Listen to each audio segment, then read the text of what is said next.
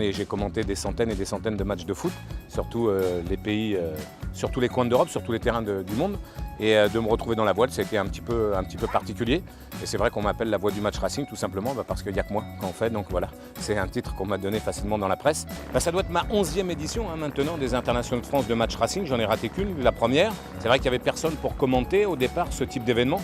Et puis les organisateurs se sont rendus compte que finalement, en mettant quelqu'un qui pouvait faire vivre la course, la rendre encore un peu plus vivante avec le public dans les tribunes, ça permettait de donner un nouvel élan. Les skippers adorent entendre les commentaires et le public quand il est nombreux, et il est nombreux dans les tribunes, à les encourager, notamment quand il y a des matchs entre les Français et les étrangers. On met un petit peu plus de pression, on essaie de commenter ça un peu comme un match de foot en allant assez vite dans les propos quand la course va vite, et des fois ça s'y prête parce qu'on a des véritables sprints juste sur la ligne d'arrivée. Alors pour moi c'est vraiment un vrai bonheur d'être ici parce qu'il y a une super organisation et puis surtout la course a un côté spectaculaire qu'on n'a pas en voile. Le match racing c'est vraiment une compétition à part.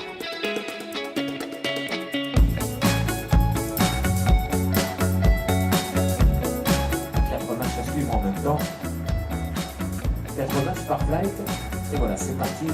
On se souvient d'une victoire sur le fil où il y avait Bernard Duval, le président du comité à l'époque, qui avait dit que ça s'était joué à un poil de cul. Ça avait fait rire tout le monde parce qu'on avait des micros à chef qui étaient branchés, c'était sur tout le village, donc le public était vraiment au rire. On a vu des choses extraordinaires, notamment quand il y avait Nogotnikov, un russe qui n'est pas venu maintenant depuis 2-3 ans, qui circule un peu plus sur le World Tour, qui était vraiment un des meilleurs du monde. Et quand il affrontait les Français, il y avait une grosse agressivité dans le bon sens du terme, mais c'était vraiment chaud.